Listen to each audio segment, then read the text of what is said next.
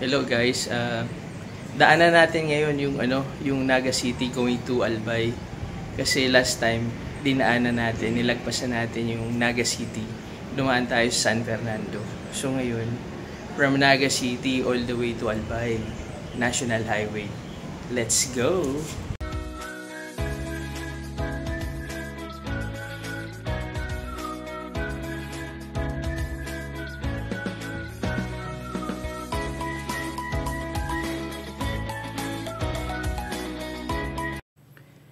So, ayun nga, mga kabiyahe, andito na tayo sa San Fernando. Pero ngayon, hindi natin papasukin yung San Fernando bypass, kundi didiretso tayo going to Naga City. Ayan. So, sa bandang unahan, ay makikita natin yung entry ng San Fernando. Ayan siya. Pero, hindi natin pinasok. Kasi, ang nangyari, didiretsuhin natin itong Naga City going all the way to Bato, bayan ng Bato, kung saan matatagpuan yung napakasarap na pansit ng Bicol na tinatawag na pansit Bato. So ayun nga guys, mga kabiyahe, ito nga ay Manila to Bicol 4.1. Kasi yung Manila to Bicol 4.0, ang dinaanan natin ay ang San Fernando bypass. San Fernando bypass. Dito ngayon, dadaanan natin yung Naga, Pili, Baaw, Nabua, all the way to Bato. So ito ay Manila to Bicol 4.1. At hindi 4.0. So, yung 4.0, yung San Fernando, ay nasa link mamaya. Panonoorin nyo rin yon. So, ano bang dahilan? Bakit ko dinaanan itong 4.1 or Naga? Kasi alam nyo, yung pag tayo nagbabiyahe sa gabi, ay hindi advisable na daanan yung San Fernando.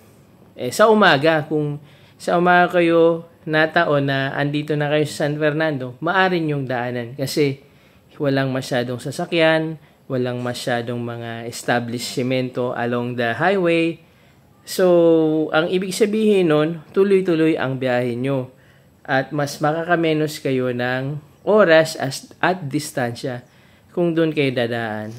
At ito naman, kung sa gabi naman, hindi ligtas masyado kung kayo ay dadaan ng San Fernando. Bakit kanyo?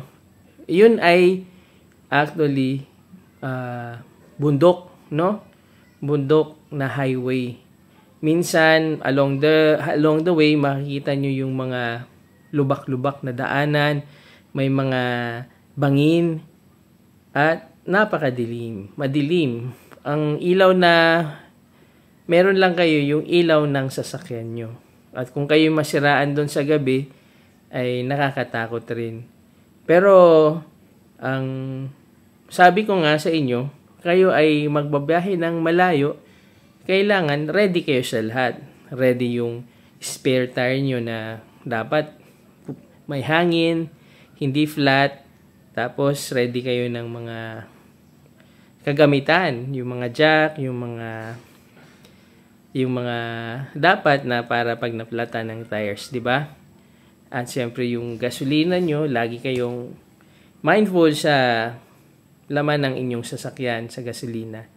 So ayun nga, eto na at papasok na tayo, paakyat na tayo ng tulay ng Naga City, no?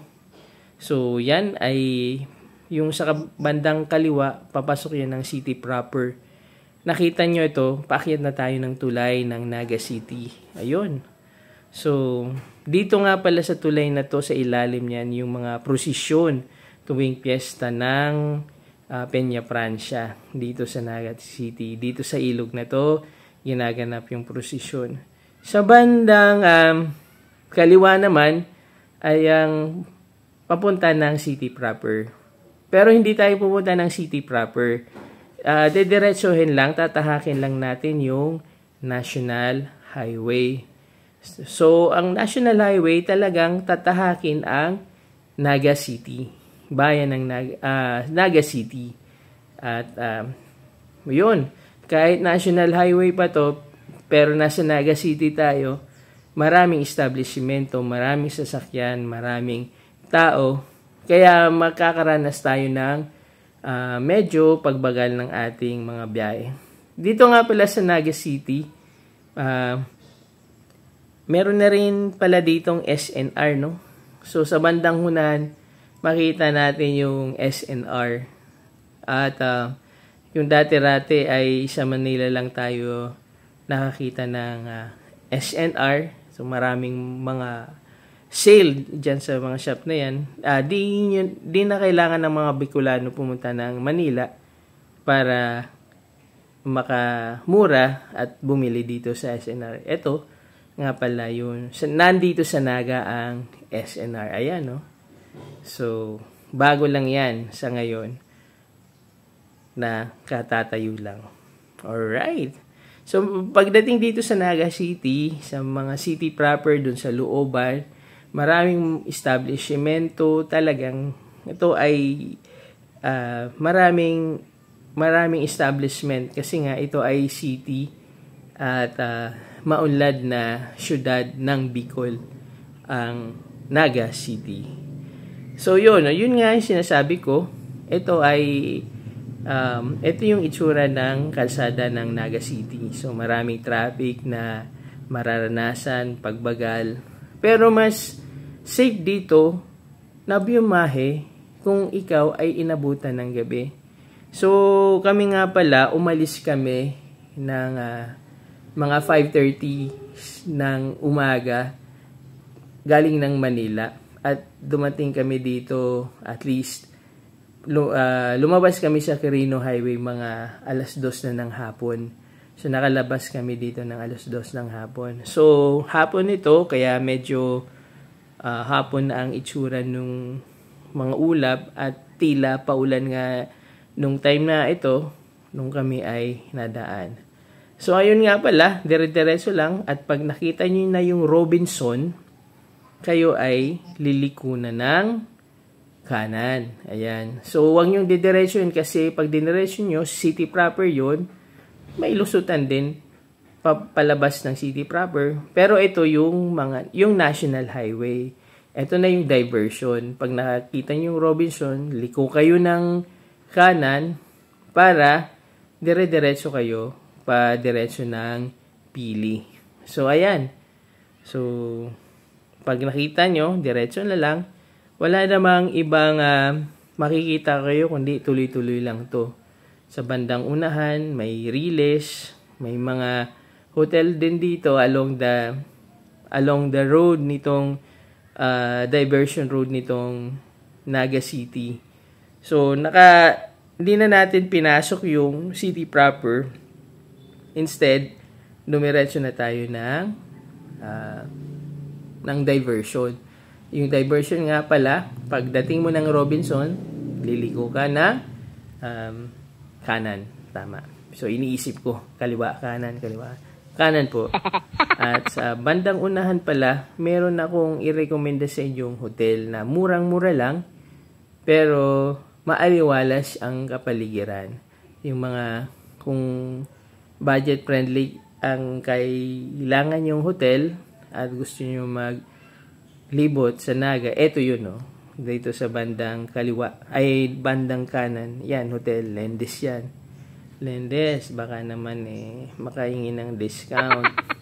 Ayan, yung gasoline station na yan, Lendes, tapos hotel na rin yan. Pang pamilya, mura, tapos yun.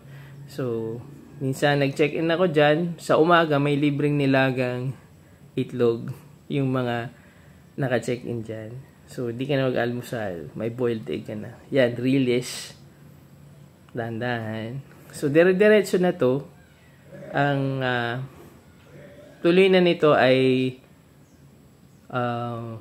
Pili, bayan ng Pili. Isa ding maunlad na bayan sa Camarines Sur. Yun ang bayan ng Pili. So, along the road, makikita mo, may bundok na sumisilip-silip. Minsan natatabunan din ng ulap. Malaki din siya na bundok. Pero, Yan, mamaya magpapakita. Hindi siya yung Mayon. Ang prominenteng bundok na makikita mo dito sa Kamsur ay ang bundok ng Isarog, Mount Isarog. So, hindi siya perfect cone, pero siya ay maganda pa rin kasi nga kalikasan. So, andito na nga tayo sa dulo ng diversion. O, yan, ito na yung palabas ng Naga City. Kasi yung sa left side, yun yung entry ulit, galing kang Albay, entry na papuntang Naga City. So, andito na tayo. Diretso na tayo ng bayan ng Pili. Alright. Andito pa rin tayo sa Naga City. Pero nasa Maharlika Highway pa rin naman tayo, no? So, yan. Madadaanan natin ang Vista Mall. So, pag nadaanan natin yung Vista Mall along Maharlika Highway, then nasa tamang kalsada pa rin naman tayo. Ayan. So, sa right side ng highway, makikita natin after nitong overpass na to, ay Vista Mall, no? So, ibig sabihin, isa lang naman ang Vista Mall sa Bicolandia. Yan ay nasa Naga City. Sa ngayon, isa pa lang ang Vista Mall. Ito, nasa Naga City pa rin naman tayo. So, ibig sabihin, nasa tamang daan pa rin naman tayo. So, hindi kayo mawawala. At sa mga palatandaang tinuturo ko sa inyo, dapat madadaanan nyo yun. So, yun nga po, lahat po ng aking mga video ay magkakadugtong, no? So, ito po ay Manila to Bicol 4.1. Ako po ay mayroong mga video na Manila to Bicol 1.0, 1.1, 2.0, 2.1, 3.0, 3.1, 4.0 yung San Fernando, tapos ito 4.1, tapos may 5, may 6, may 7, at may 8. So, yun po yung pagkakasunod-sunod ng video. So, panoorin nyo po kung kayo po ay babiyahe ng Bicol, lalong-lalo na first time, panoorin nyo po lahat ng videos ko. I'm sure may matukuha ko yung idea, matututunan din kayo sa panonood ng mga videos ko na yon, at kung saan ang mga magagandang ruta na pwede nyong daanan at huwag nyong dadaanan. So, sinasabi ko din doon. Kasi may mga 1.1, kasi po yun yung mga update, yung mga 0.1, yun yung po yung ibang mga alternatibong ruta, ganon. So, makikita nyo po sa lahat ng aking video yung mga kalsada na dadaanan at yung mga suggestion ko na maaari nyong daanan kung kayo uuwi ng Bicol for the first time. Kasi sa ngayon po talagang nakakainip na maghintay ng mga yung TR4 na tinatawag, yung Highway Toll Road 4. Ibig sabihin nun ay Express SLEX na magdudugtong from Manila all the way to Quezon. Nakikita naman yung development, marami namang construction ng mga road na ginagawa, pero sa tingin ko hindi pa sa ngayon matatapos, siguro 2025 hopefully. So matapos na yung kalsada na yun. Okay? At so ayun nga, at hindi na tayo dadaan masyado sa mga bayan-bayan dito patungong Bicol. So imagine nyo pag natapos na yung TR4 na kalsada, no? Tapos TR5 naman yung diretso na ng Sorsogon yun. So andito na tayo pala nga sa bayan ng Pili. Sa bayan ng Pili merong Pili Domestic Airport, no? So sa bayan ng Kamsur, sa probinsya ng Kamsur, may isang domestic airport. Ang tawag doon ay Pili Airport, nandito sa bayan ng Pili. Sa Legazpi naman, sa Albay naman, ang International Airport, yung Bicol International Airport. So pag katapos po nito, paanoorin nyo yung Manila to Bicol 5.0. Makikita nyo doon, didiretso ako ng Bicol International Airport. Sa mga nakapanood, salamat. Sa mga di pa nakapanood, ay ito ang kadugtong po nitong 4.1 na to, yun ang 5.0. So, tuloy-tuloy. 5.0, tapos meron din ako 6.0, yung sumakay ako ng bus, hindi ako nag-drive papuntang Bicol. So, yun nga po. So, ang TR4 ay ang project na SLEX na ginagawa ngayon na expressway SLEX na patungong hanggang Lucena. So, imagine nyo pag nagawa yung Lucena hanggang Lucena Expressway, laking ginhawa pauwi ng Bicol, no? At ang susunod naman na project ay ang TR5, Toll Road 5. Yun naman ang diretso naman nun ay Bicol hanggang Sorsogon. Diretso na yun sa Matnugport, no? So, ito nga, andito na tayo sa Pili. Medyo may mga kalsada din dito na 2 lanes, maluwag-luwag, kaya maganda rin ang mag-drive. So, all in all po, ang Manila to Bicol, ang biyahe po naman ay puro naman sementado. Meron namang lubak-lubak, minsan, ma-encounter mga lubak-lubak din along the road. So, tiyaga-tiyaga na lang nadaanan. So, dito sa Pili, meron ding laging prominenteng parang Jollibee namin, ang tinatawag na kainan na Bigs. Ito yung version ng Jollibee at McDonald ng Bicol. Nagkakaroon nito ng mga branch outside Bicol, pero hindi masyadong pinupuntahan ng tao. So, pag nakita ko ng Bigs sa SM Lipa, yun, pag nakita nyo, kainan nyo for the support lang. So, hindi po ay sponsored. Fan lang po ako ng Bigs kasi nag-umpisa po yung kainan nun sa Bicol. So, andito na po tayo. Papasok tayo ng Pili Diversion Road, no? Pili Diversion Road. Turn left. Kasi kung didiretso tayo, yun po ay town proper pa rin ng Pili, no?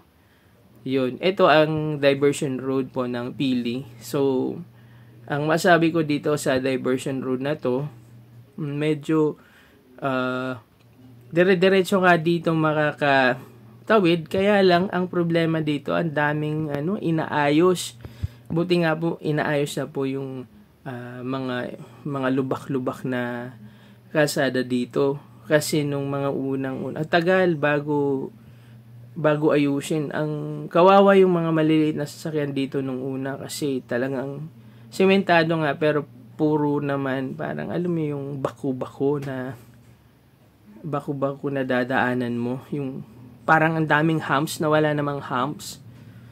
Pero ngayon sa pagdaan namin dito, marami nang inaayos. So okay na yun. Salamat sa Diyos at inaayos naman itong diversion road ng Pili. Ito, yun, yan, yung mga yan. Ini-improve naman. Thank you sa pagbigay ng atensyon dito sa mga improvement na to dito sa diversion road ng Pili. Ayan, mga improvement na yan. Mga construction, mga budget na binigay dyan.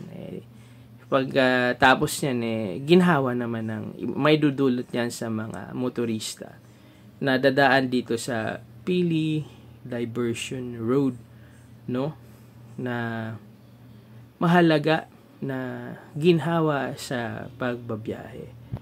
Ayun po, humingi din po ako ng inyong suporta lagi, na hihingin ko yung inyong subscription, no? Sana po kayo ay mag-subscribe sa aking mga video. Panoorin niyo po yung aking mga music videos din. Ako po ay umaawit din, at mga cover ko, mga original songs ko. Sana po ay suportahan nyo din, no?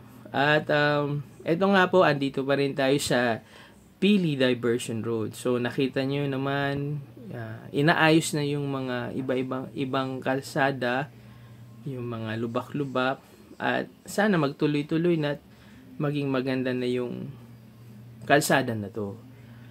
Sa hinaharap, sa maaring pagbiyahe nyo, pagdaan nyo dito ay wala nang mabaho-bahong kalsada o kaunti na lang ang maranasan nyo na kung kayo ay dadaan dito sa Pili Diversion Road. Alright. So, ayan po. Mahaba-haba. Di ko masyadong pinuto yung diversion road dito sa Pili. So, andito na tayo sa dulo ng Pili. Pagka dating sa dulo, kung didiretso kayo ng Legazpi City or Albay, tayo po ay liliko ng kanan.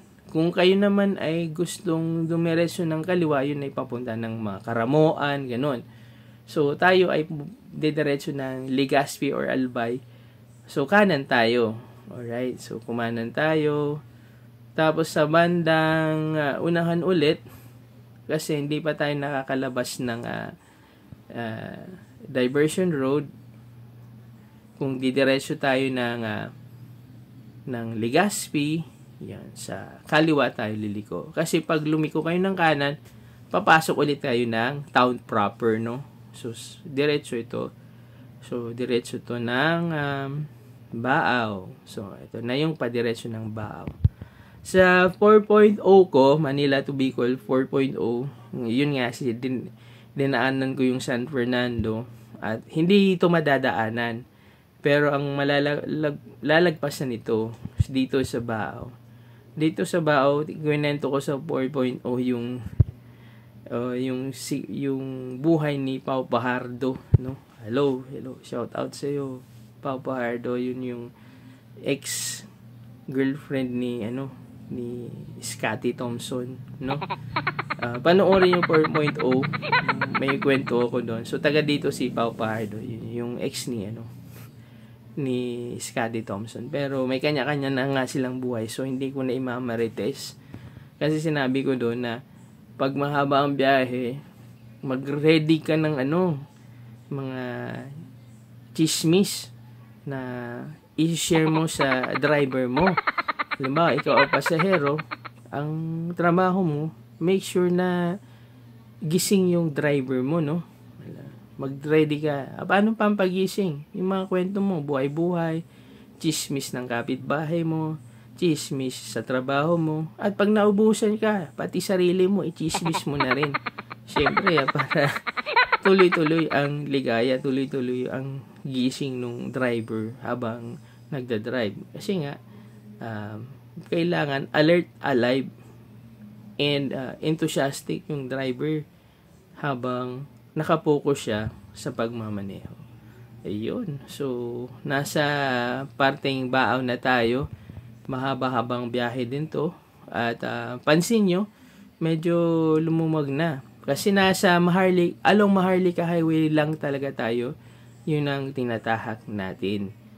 So, yun po. Maharlika Highway. So, ayan. Or National Highway. Ayan, pagka lumagpas naman kayo ng mga bayan at nasa highway na rin kayo, ginhawa na rin naman yung biyahe nyo kasi mga maluluwag naman yung kalsada na dinadaanan. So, andito tayo sa Baaw. Ayan, dadaanan natin yung cemetery nandyan. Ayan. So, diretso lang. So, ang dinaanan nga natin ulit, Naga, Pili, Baaw, ayan. So, tuloy-tuloy hanggang sa marating natin yung bayan ng Nabwa. Pero po sa ngayon, nandito pa rin tayo sa Baaw. At ang tinatahak natin ay ang Maharlika Highway. So, pagdating nyo dyan sa Baaw Water District, ayan ay papasok tayo ng National Highway ulit. So, may Riles National Highway ulit. Kasi yung sa bandang kanan, ayan, mag-turn right tayo. Kasi yung turn left, Ayun yung papasok ng bayan ng Baaw. So, hindi naman tayo papasok sa, wala naman tayong gagawin sa bayan ng Baaw. So, tuloy tayo sa diversion road ng Baaw. Ayun, inunahan ko na yung isang sasakyan kasi medyo mabagal lang. Masyado mabagal. Pagdating dito sa diversion road ng Baaw, ito National Highway, ayan, maluwag-luwag na rin. Bali nga po sa Bicol, sinabi ko doon sa Manila to Bicol 5.0 kasi lahat ng bayan sa Albay dinaanan ko. Pero hindi po ako pumasok ng mga bayan. Ang pinasukan ko doon mga diversion roads o tinatawag na bypass roads namin. So yung mga noong unang panahon ang tawag ay diversion roads. Ibig sabihin po noon, yun po yung alternate route kung saan hindi na kayo papasok ng bayan. So andito na tayo po sa bayan ng Nabwa. Ito po sa Nabwa ay makikita natin yung palengke sa bandang kaliwa at yung simbahan sa bandang kanan. Andito na tayo sa bayan ng Nabwa. Ayan. So, Baaw, Nabwa. Tapos, sa Manila to Bicol 4.0 ko, dito po ako nag-exit. Ayan po yung left side to Iriga. Tapos yung right side, yung simbahan. Tapos dito po ako nag-exit nung ako ay tinahak ko yung San Fernando Road. So, according to Waze Google Maps, mas maiksi ng distansya yung San Fernando Road kumpara mo dadaan ka ng bayan ng Naga. Diyan po dito sa right side na to, dito po lumabas yung San Fernando biyahe ko, yung pinasukan ng itim na pick-up. Yan. Diyan po ako nag-exit. Yan. So, panoorin nyo po yung 4.0 ko. Matututunan nyo din po yung kalsada doon. Dito na ako nag-end. So, ayan po. Ito na po yung Nabwa.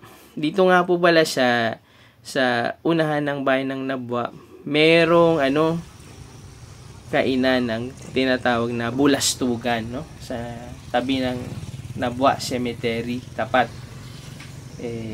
Pag nung time na to na gutom, gusto namin mag-snack, ayan ang daming tao, sikat itong Bulastugan. Ano ba yung Bulastug? Yun yung pong sa Manila ay tukneneng, no? Tukneneng yung penoy, itlog penoy, lalagyan ng yellow butter, tapos i-deep fry, lalagyan mo ng suka.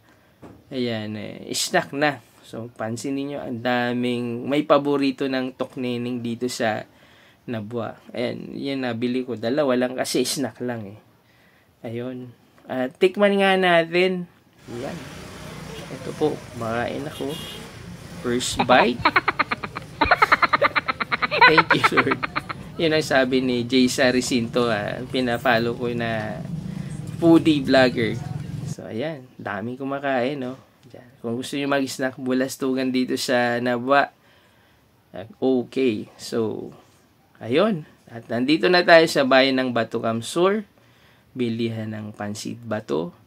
Maraming salamat po at panoorin nyo pa po yung iba kong videos at maraming pong salamat sa inyong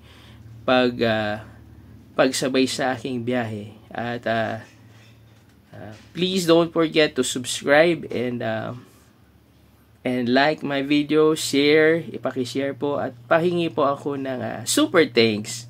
Maraming salamat po. Bye-bye!